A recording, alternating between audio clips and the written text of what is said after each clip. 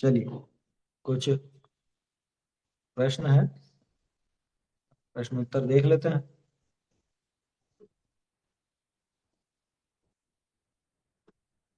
क्या कार्य में कारण का उपचार? कार्य में कारण का उपचार, क्या उदाहरण?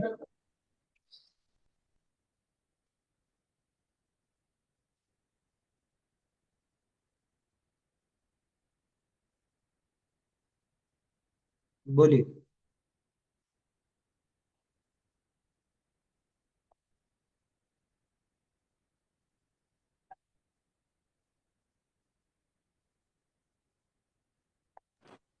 कार्य में कारण का उपचार और कारण में कार्य का उपचार समझ लेना था अच्छे से, कब कैसे अच्छा, लगाना। देखो, कारण में कार्य का उपचार ज्यादातर अपन व्यवहार का जहाँ प्रयोग करते हैं वहां पे लगाते ही। जैसे अभी अपना प्रकरण चल रहा है परिग्रह का, तो बाहरी वस्तुओं को परिग्रह क्यों कहा? बाहरी वस्तुओं को परिग्रह इसलिए कहा, असल में तो मूर्छा को परिग्रह कहा अपन ने। आचार्य देव ने परिग्रह संज्ञा वास्तव में मूर्छा के लिए कही, लेकिन ये वस्तुएं उस मूर्छा में कारण हैं, है ना? तो ये हुआ कारण में कार्य का उपचार। कारण में कार्य का उपचार। कारण क्या था? कारण वो वस्तुएं थी, है ना? उसमें कार्य का यानी मूर्छा का उपचार करके इनको परिग्रह के थे। आया समझ में? एक कारण में कार्य का उपचार, जो कारण हो उसको कार्य की वजह से वो नाम दे देना, ये कारण में कार्य का उपचार कहलाता है। और उदाहरण लेते हैं, जैसे देव शास्त्र गुरु के श्रद्धान को सम्यक दर्शन कह देना। सम्यक दर्शन कार्य है, और देव शास्त्र गुरु का श्रद्धान उसका एक कारण है, प्राथमिक कारण है ना? नियम रूप नहीं, लेकिन है तो सही। तो प्राथमिक कारण में भी वो सम्यक दर्शन रूप कार्य का उपचार कर दिया गया, इसको बोलते हैं कारण में कार्य का उपचार। ठीक है। और कार्य में कारण का उपचार, ये थोड़ा सा उल्टा चलता है, अलग चलता है, और इसका प्रयोग भी कम मिलेगा। कार्य में कारण का उपचार अपन करते हैं, जैसे उदाहरण समझ लो आप, कंडे की आग और लकड़ी की आग। आग कार्य है, ठीक है ना? और कार्य में उपचार, नाम क्या दे रहे हैं? ये कंडे की आग है, ये लकड़ी की, कंडा समझते हैं ना, उपले की। तो ये उपले की आग है, कंडे की आग है, ये लकड़ी की आग है, ये गैस की आग है। अब बताओ, आग तो आग है, वो तो कार्य रूप है। अब उसका कारण कौन? उस कारण का नाम कार्य में दे दिया, ये कार्य में कारण का उपचार।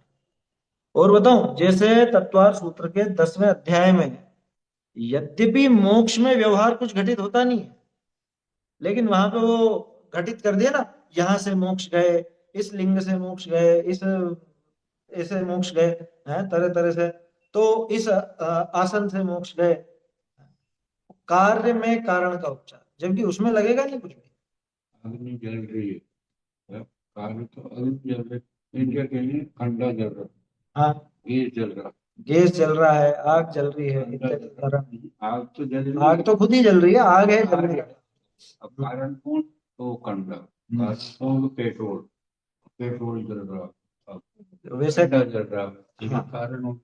तो कार्य में कारण का और कारण में कार्य का उपचार इस तरह से होता है। कुल मिला के सीधी सी बात है, जहां कारण मौजूद है लेकिन उसको कार्य की तरफ से पहचाना जा रहा हो, कार्य की वजह से कोई नाम मिले, तो वो हुआ कारण में कार्य का उपचार। और कार्य मौजूद है, उस कार्य को उसके कारण की वजह से पहचाना जा रहा है, या कारण की वजह से कोई नाम दिया जा रहा है, तो वो हो गया कारण, कार्य में कारण का उपचार। इसका एक और उदाहरण ख्याल में आया अभी, ना, इस पर चर्चा भी करनी थी। जो पांच भाव है ना, उस सम्यक दर्शन को अपन ने कहा औपशमिक सम्यक दर्शन। ये कार्य में कारण का उपचार है। आया समझ में? कार्य में कारण का उपचार का उदाहरण है औपशमिक सम्यक दर्शन।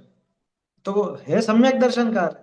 अब उसमें कारण कौन बना? कि कारण वो कर्म का उपशम बना उसमें, उस तरफ से कह रहे हैं ना अपन, कर्म की तरफ से, तो कार्य में कारण का उपचार हो गया, ऐसा। तो कारण में कार्य का और कार्य में कारण का उपचार, इस तरह से अपन अलग अलग तरीके से समझ सकते हैं। ठीक है ना? हम्म, बोलो। ये कारण कार्य निमित्त उपादान नहीं कह सकते इसे? हर जगह नहीं कहेंगे, अच्छा। हर जगह नहीं कहेंगे, है ना।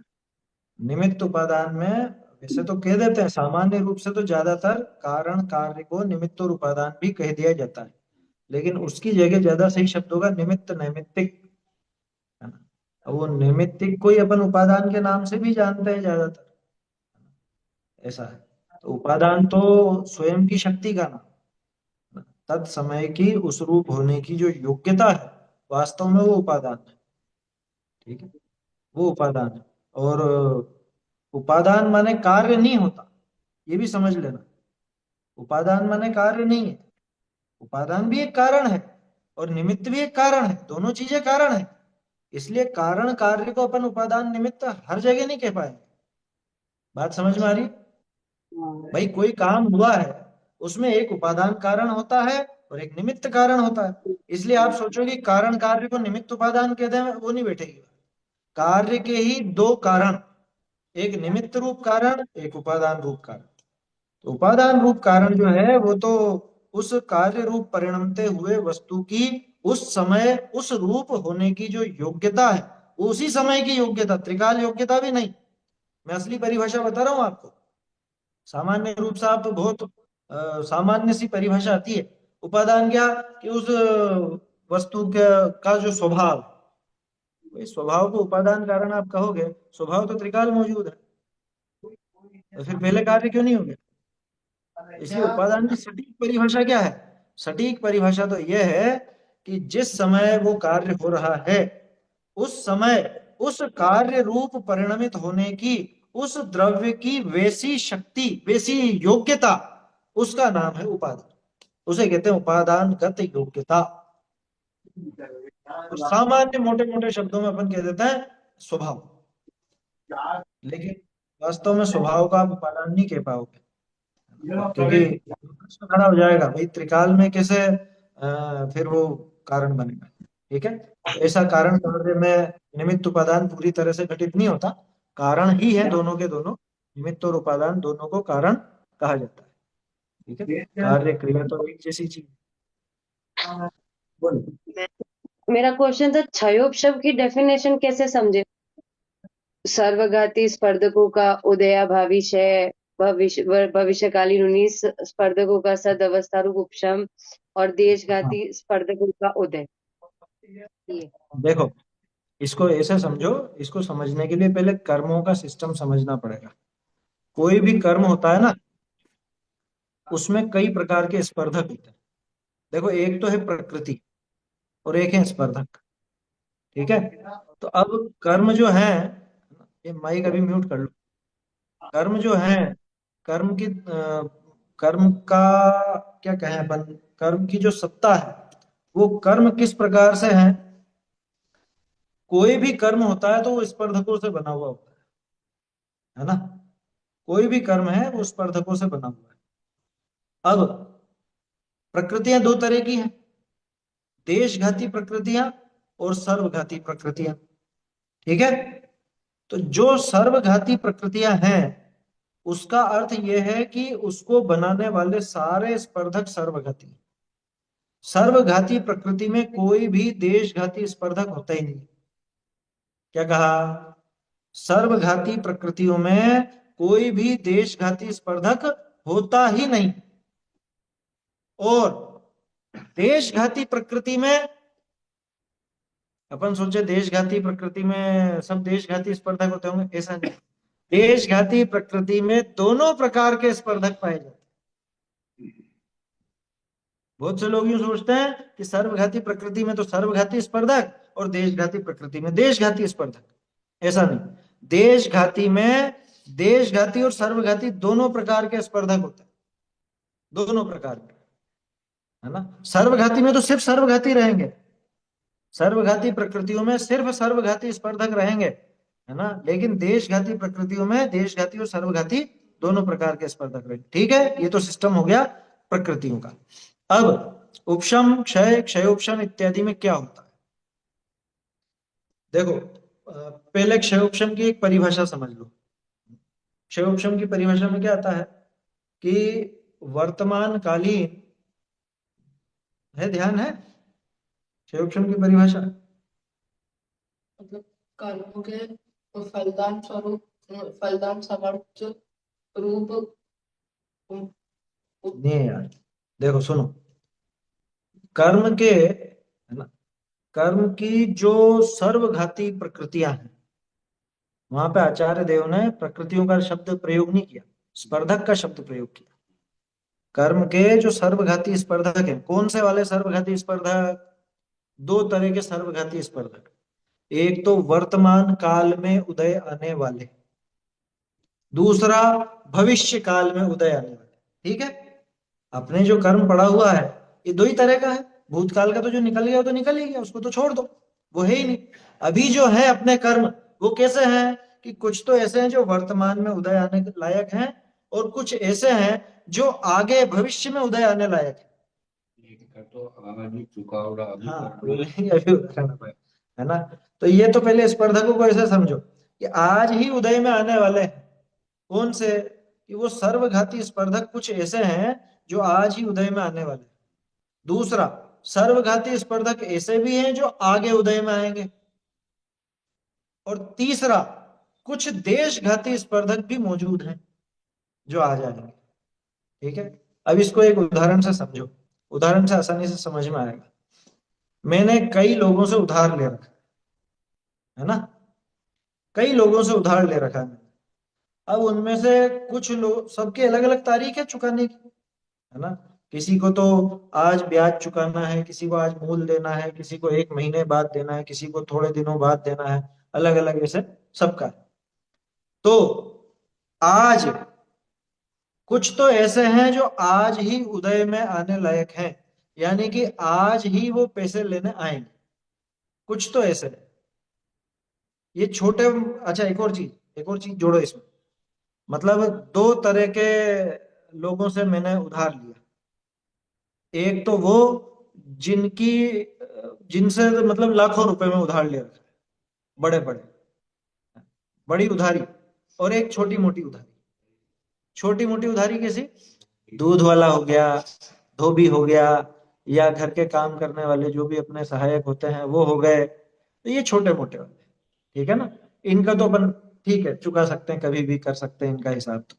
लेकिन जिनसे लाखों रुपए की उधारी ले रखी है, वो उनके समय पर आते हैं, समय पे तो ये भी आते हैं, लेकिन इनका तो चला सकते हैं अपन कैसे भी काम। अब वो जो लाखों रुपए जिनसे ले रखे हैं, उनमें से किन्हीं की तारीख आज की है तो वो आज आएगा लेने, और किन्हीं की तारीख बाद में है, महीने भर बाद की है। लेकिन एक और चीज होती है, कई बार क्या होता है, कुछ खबरें ऐसी फैल जाती हैं अपने बारे में, मान लो ऐसी खबर फैल गई कि ये पार्टी फेल होने वाली है, तो जो महीने भर बाद उदय में आने, मतलब महीने भर बाद लेने आने वाला हो ना, वो घबरा के, नहीं नहीं आप तो हमारा आज ही दे दो। ऐसा भी तो हो सकता है ना। तो अब मैंने क्या किया, आज जो जो मुझसे लेने आने वाले थे, है ना, जो लेनदार आज आने वाले थे, उनसे तो कहा कि भैया आज मत आना, आज मैं नहीं मिलूंगा, आज मत आना, आज मैं नहीं दूंगा पैसे। तो एक तो उनको रोका, जो आज ही आ रहे थे, आज ही आ रहे थे उनको रोका। और जो एक महीने बाद आने वाले थे, उनसे भी कहा कि आपकी तारीख एक महीने बाद की है, लेकिन आप आज मत आना बिल्कुल। वो वैसे तो नहीं आता, लेकिन बाई चांस आने की योजना होती तो अपन ने पहले ही चेता दिया कि नहीं आप नहीं आओगे। उदीर्णा उदीर्णा होकर के आ जाते हैं ना कर्म जैसे, ऐसे। समझ में ही बात? तो अब इसको समझो, अब क्षय उपशम की परिभाषा पर आ जाओ। जो सर्वघाती स्पर्धक हैं, दो तरह के देखे थे। एक तो वर्तमान में उदय में आने वाले, आज ही उदय में आने, आज मतलब वर्तमान में उदय में आने। दूसरा, भविष्य में उदय में आने वाले, लेकिन उदीर्णा होकर अभी भी आ सकते थे। तो इन दोनों को तो शांत बिठाया। क्या क्या आप शांति से बैठ जाओ एक तरफ, आपको उदय में नहीं आना है ना। तो अलग परिभाषा। वर्तमान कालीन सर्वघाती स्पर्धकों का उदयाभावी क्षय। क्या? उदयाभावी क्षय, असली क्षय नहीं है, उदय का अभाव है, उसको बोला क्षय। ये बस आज नहीं आओगे आप, भले आज आपकी तारीख है, लेकिन आज पैसा लेने नहीं आओ। तो ये उदय का अभाव किया। उदय में नहीं आओगे आज। उन कौन से स्पर्धकों की बात है ये? सर्वघाती। जो वर्तमान काल में सर्वघाती स्पर्धक उदय में आने वाले थे, उनके उदय को रोका, उनके उदय का अभाव हुआ। नहीं आएगा वो उदय में भी, भले अभी उदय में आने वाला था लेकिन उदय में नहीं आएगा। तो वो उदय में नहीं आना ही हो गया क्षय जैसा। वास्तविक क्षय नहीं है लेकिन उदय का अभाव हुआ, सोई क्षय। ठीक है, एक कंडीशन ये हो गई। दूसरी कंडीशन, जो भविष्य में उदय में आने वाले सर्वघाती स्पर्धक थे उनको भी उदीर्णा से रोका। उदीर्णा से कि तुम्हारा टाइम बाद का है, तुम बाद तक के लिए बैठे रहो, तुम जाओ मत, तुम बैठे रहो बाद तक के लिए, है ना, कोई दिक्कत नहीं है, तुम बाद तक के लिए बैठे रहो, अभी मत आ जाना। लेकिन तो उसको नाम दिया अपन ने सद अवस्था रूप उपशम। किसका? भविष्यकालीन उन्हीं सर्वघाती स्पर्धकों का सद अवस्था रूप उपशम। समझ में आई बात? सद अवस्था, सत्ता में पड़े रहो, सत अवस्था, है ना, सत्ता में पड़े रहो। हम तुम्हारा नकार नहीं कर रहे कि नहीं देंगे, अभी नहीं आओगे, लेकिन उदीर्णा में होकर के अभी नहीं आओगे, तुम्हारा निपटारा तुम्हारे समय पे देख लिया जाएगा, है ना। तो दो चीजें हो गई। किनकी हुई है? सर्वघाती स्पर्धकों की, जिनसे ज्यादा रकम ले रखी थी, लाखों रुपए ले रखे थे, उनसे। आज जिनकी तारीख थी, एक तो उनका उदय नहीं होने दिया, तो ये तो हो गया क्षय जैसा। दूसरा, जिनकी अगले महीने तारीख थी, अगले महीने मतलब आगे के आगामी किसी भी समय में, तो पड़े रहो, अभी शांति से बैठे रहो, ये हो गया सदवस्था रूप उपशम। अब कौन बचा? ये दूध वाला, ये फल वाला, ये सब्जी वाला, ये प्रेस वाला, ऐसे। तो ठीक है, तुम आ जाओ। तो देशघाती स्पर्धकों का उदय, ये तीन कंडीशन मिली। एक तो हुआ उदयाभावी क्षय, एक हुआ सदवस्था रूप उपशम, और तीसरा हुआ उदय। इन तीनों की मिली हुई दशा का नाम है क्षयोपशम। जिसमें से क्षय किसका? कि वर्तमान कालीन, कौन सी? वर्तमान कालीन सर्वघाती प्रकृतियां या स्पर्धक? स्पर्धकों का, वर्तमान कालीन स्पर्धकों का उदयाभावी क्षय। ठीक है। दूसरी कंडीशन, उन्हीं भविष्यकालीन उन्हीं स्पर्धकों का, यानी वही सर्वघाती स्पर्धकों का सदवस्था रूप उपशम, यानी उदीर्णा का अभाव। इसको इस तरह से भी कह सकते हो, उदीर्णा का अभाव। और तीसरी कंडीशन, देशघाती, वर्तमान कालीन देशघाती प्रकृतियों का उदय। ठीक है, प्रकृतियों का नहीं, देशघाती स्पर्धकों का उदय। ठीक है, ये तीनों कंडीशन मिलकर के बनती है क्षय उपशम की परिभाषा। अब उदीर्णा क्या है इसमें? उदीर्णा होता है धड़ाका मार करके उदय में आ जाना। जिसका अभी आने का समय नहीं था वो भी आ गया, जबरन आ गया। कैसे? छोटा सा उदाहरण है, मटकी होती है ना, अभी गर्मी के मौसम में सब मटकी रखेंगे, और अच्छी मटकी जो होती है वो पोरस होती है, तो पानी की बूंद बूंद बूंद बूंद टपकती रहती है उसमें से नीचे अपने आप, होता है ना ऐसा। तो वो मटकी पूरी भरी हो, तो मान लो उस पूरी मटकी को खाली होने में 1 दिन लगता है, 24 घंटे पूरे लगते हैं, है ना, बूंद बूंद टपकते टपकते 24 घंटे पूरे लगते हैं। ठीक है, कायदे से वो मटकी कब पूरी खाली होगी? कायदे से कब खाली होगी? 24 घंटे में। लेकिन अगर घर में कोई शैतान बच्चा है तो, और वहीं पे गेंद भी खेलनी है उसको, वहीं पे मस्ती भी करनी है, तो कि वो 1 मिनट में भी खाली हो सकती है, 1 मिनट भी नहीं लगेगा, है ना। एक गेंद उठा करके फेंकी उसने मटकी के ऊपर, और एक झटके में जो पानी 1 दिन में खाली होना था वो पानी 1 सेकंड में खाली हो गया, वो मटकी पूरी खाली हो गई। पानी क्या खाली हुआ? मटकी खाली हो गई। तो ये है उदीर्ण। आना तो बाद में था इसको उदय, है ना। इसको अब वो अपने उससे समझ लो, जिनको 1 महीने बाद की तारीख दे रखी थी, उन्होंने कुछ ऐसी बात सुन ली अपने बारे में, या उनका ही कुछ ऐसा काम आ गया, उन्होंने कहा हम तो भैया शहर छोड़ के जा रहे हैं, तुम तो हमारा आज ही हिसाब कर दो, आज ही दे दो हमारे पैसे। तो 1 महीने बाद आने वाला था लेकिन वो अभी आ गया। भाव के निमित्त से उनका आकर्षण ये खास चीज है, उदीर्णा स्वयं अपने भावों के निमित्त से होती है, अपने आप नहीं होगी। कर्मों में ऐसी गड़बड़ नहीं होती अपना आप। तो हम कुछ ना कुछ गड़बड़ करते हैं तो वहां गड़बड़ होती है ना, हमारे ही भावों के निमित्त से।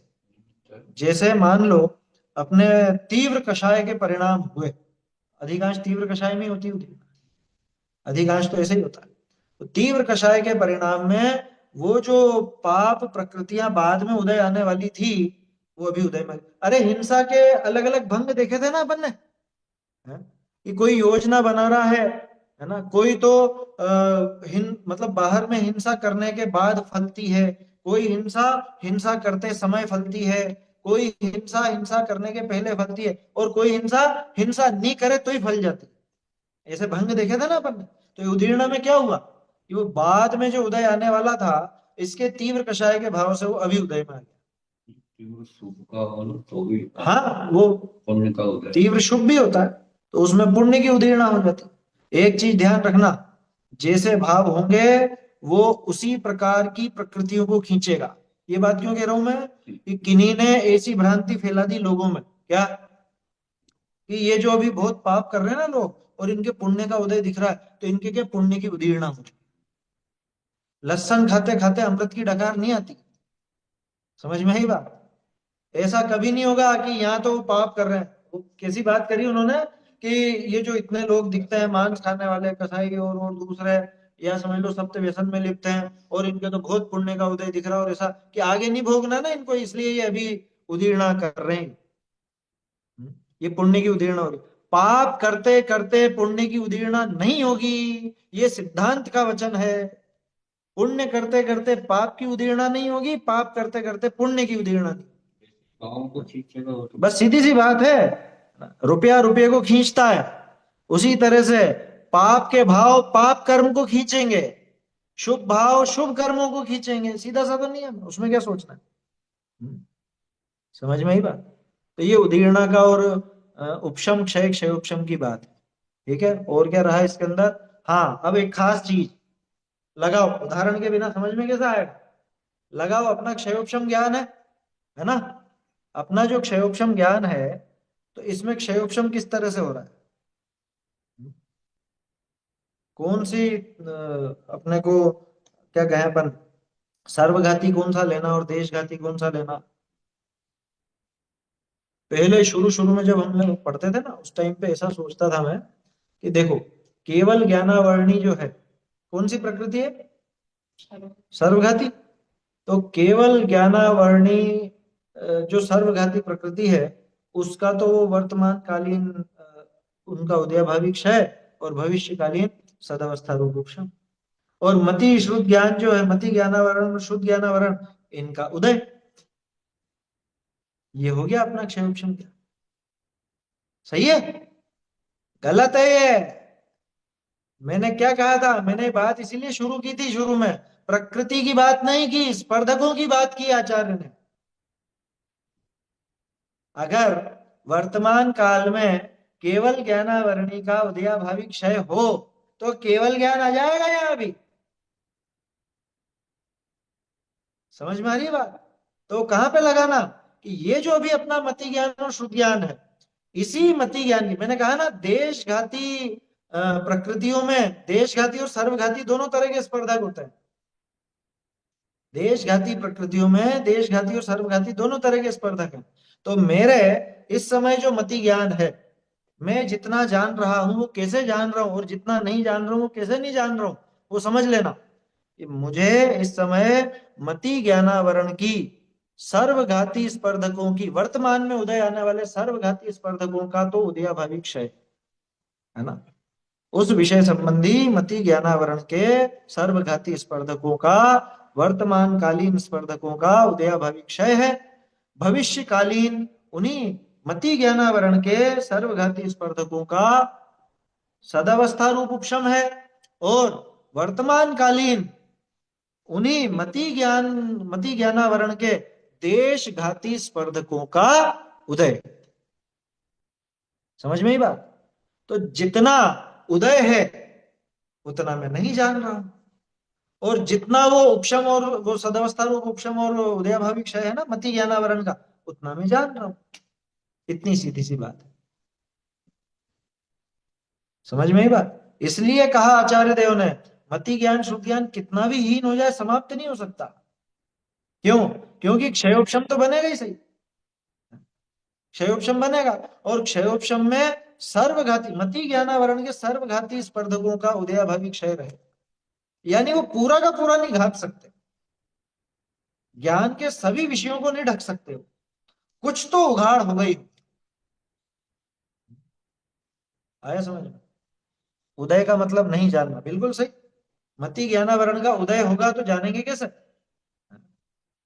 समझ में ही बात? मति ज्ञानावरण का उदय है, आप यूं समझो, वो जो ज्ञानावरण है ना, क्या कहा वहां पे, क्या उदाहरण दिया आचार्य देव ने घुमट सार आदि में आवरण के लिए, मति ज्ञानावरण के लिए, इनके ज्ञानावरणी का क्या उदाहरण दिया? वस्त्र, पर्दा, ठीक है?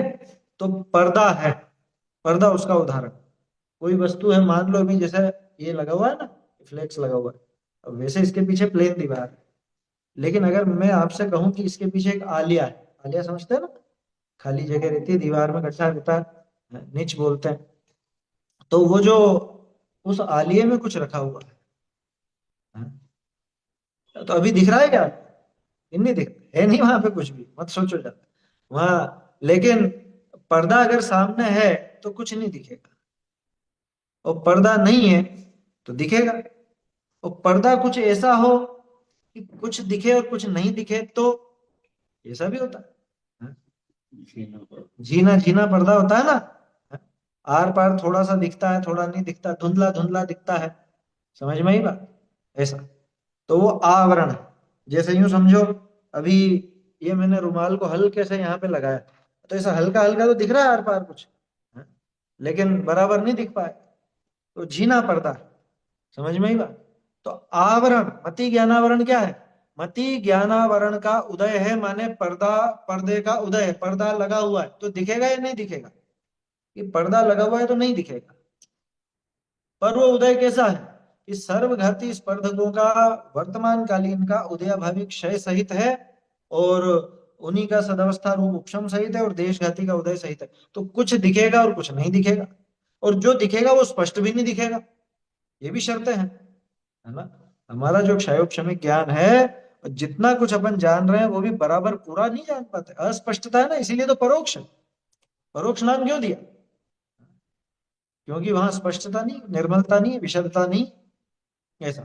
समझ में ही बात? तो जितना उदय है उतना नहीं जानेंगे, और जितना क्षयोपशम है उतना जानेंगे, ऐसा, ठीक है ना? इसके अंदर केवल ज्ञानावरणी का कोई रोल नहीं है, समझ में आई बात? क्षयोपशम में केवल ज्ञानावरणी को शामिल मत करना। केवल ज्ञानावरणी का अपने क्या चल रहा है? उदय, सर्वथा उदय उदय उदय, केवल ज्ञानावरणी का उदय ही है, और केवल ज्ञानावरणी का क्षय ही होगा, क्षयोपशम कभी होता नहीं है? वो सर्वघाती प्रकृति है, इसलिए। अब एक नियम और समझ लो, जितनी भी कर्म की सर्वघाती प्रकृतियां हैं, सर्वघाती प्रकृतियों का या तो उदय होता है या क्षय होता है। आया समझ में? क्षय होता है। हाँ, मोहनी की बात छोड़ देना, वहां उपशम वाली बात भी लगी, उसको छोड़ देना, बाकी नहीं, या तो उदय या क्षय। और जो देशघाती प्रकृतियां हैं, उन देशघाती प्रकृतियों में चूंकि दोनों प्रकार के स्पर्धक पाए जाते हैं, इसलिए वहां पे उदय भी होता है, क्षयोपशम भी होता है, और क्षय भी होता है, ठीक है? और एक और बात, मोहनी जो है, मोहनी के दर्शन मोहनी और चारित्र मोहनी, इन दोनों का उपशम भी संभव है ना? यूं समझ लो, उपशम तो रिजर्व है मोहनी के लिए बस, इसके अलावा उपशम और किसी में नहीं होता। मोहनी की प्रकृतियां दर्शन मोहनी और चारित्र मोहनी, दर्शन मोहनी का उपशम होगा, यानी मिथ्यात्व का उपशम होगा, तो वहां पे क्या प्रकट होगा? औपशमिक सम्यक दर्शन। और चारित्र का उपशम, चारित्र मोहनी का उपशम होगा, तो वहां औपशमिक चारित्र, दो ही भाव है औपशमिक, तो है ना? उपशम सिर्फ मोहनी की प्रकृतियों में होता है, इसके अलावा अन्य किसी का उपशम होता ही नहीं, वो जो अपन ने सद अवस्था रूप उपशम कहा वो वास्तविक उपशम नहीं है ना, सत अवस्था में पड़े रहने को उपशम कह दिया। आया समझ में?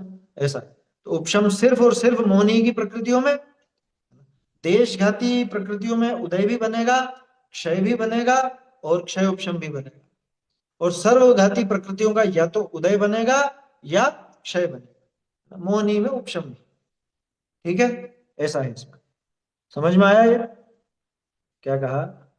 निगोद दशा में अक्षर के अनंतवें भाग जितना ज्ञान होता है वो आगामी गति का आयु बंधन कैसे होता है उनको, वहां पर वो शुभ भाव कर सकता है, तभी तो वो त्रस पर्याय में आता है। हाँ, शुभ भाव नहीं कहना चाहिए। अपन ने वो देखा था ना, इसमें 3 नाम दिए थे आचार्य देव ने पुण्य के। क्या पुरुषार्थ सिद्धि उपाय के अंदर आया था ना, कहीं में आया था? हाँ, पुरुषार्थ सिद्धि उपाय में ही तो आया था। कौन से 3 नाम थे? एक तो था शुभ भाव जिसको प्रशस्त राग कहा गया, दूसरा था वो दया का परिणाम, और तीसरा था मंद कषाय, है ना। तो मंद कषाय के परिणाम से शुभ भाव वहां होते नहीं है। प्रशस्त राग का भाव वहां नहीं होगा। प्रशस्त राग का भाव तो संगी पंचेंद्री देवशास गुरु के उपासक को ही होगा, है ना। दया करुणा का भाव दूसरों को था, उसको नहीं हो सकता, तो उसके तो अकेला मंद कषाय का। अब सोचो किसी कषायों की मंदता जो साक्षात चक्रवर्ती का पुत्र हो जाए। कषायों की ऐसी मंदता, वहां दया भी नहीं है, वहां प्रशस्त राग भी नहीं है। 3 कारण है पुण्य भाव, पुण्य बंधन के। उन 3 में से तो ये आते हैं। हाँ, पंचास्ति गाय संग्रह में थी वो गाथी, पंचास्ति गाय संग्रह में थी वो। अपन ने मोक्ष प्रकाशक का जो प्रकरण देखा था वहां से निकाला था। पुरुषार्थ सिद्धि उपाय का नहीं था वो, गलत ध्यान रहे। पंचास्ति गाय संग्रह, है ना। क्या नंबर था? 154, 55, 56 ऐसा ही कुछ था शायद, है ना। 56 था या तो, जो भी होगा, है ना। है लेकिन 50 का संग्रह में है। क्या? तो वहां पे तीनों की परिभाषा भी दी उन्होंने कि कैसे ये जीव पुण्य बांधता है ना। ऐसा है। चलिए, समय ज्यादा हो गया अपना आज, और ठीक है, मेरे ख्याल से ये क्लियर हुआ होगा अक्षय उपशम की बात। वैसे प्रश्न तो 5 भाव से संबंधित था पूरा, है ना। बाकी और चीजें भी समझेंगे, औपशमिक भाव, क्षयिक भाव, क्षयोपशमिक भाव, इसके संबंध में एक वो पाठ पढ़िए, उसमें पूरा क्लियर हो जाएगा। मेरे ख्याल से तत्व ज्ञान पाठमाला में कहीं में 5 भाव का दूसरे अध्याय के शुरू के जो 7 सूत्र हैं, उन 7 सूत्रों के आधार पर वो पाठ लिखा गया और उसमें बिल्कुल क्लियर किया है। बस उसमें यूं नहीं बताया तो उसमें जैसे ऑप्शन है तो उसमें कि कर्मों का फलदान स्वरूप से अनुभव, बस इतना ही। हाँ, वो सामान्य रूप होगा, तो बाकी डिटेल अपन ने यहाँ पे ली है, उस तरह से समझ सकते हैं। मोक्ष प्रकाशक में तो क्षयोपशम की सबसे सुंदर परिभाषा है ना, इसमें स्पष्ट आगे आ जाए, 7वें अधिकार में आगे आ जाए। ठीक है ना। चलो समाप्त करते हैं अभी। चैतन्य का स्मरण प्रतिक्षण ही करो रे, भव के अनंत दुख को क्षण में हरो रे। अक्षय गाओ अरे नित इसी के गीत गाओ, निज निधि निज में बताई उपकार, इसके लिए जिन वाणी को वंदना शत बार।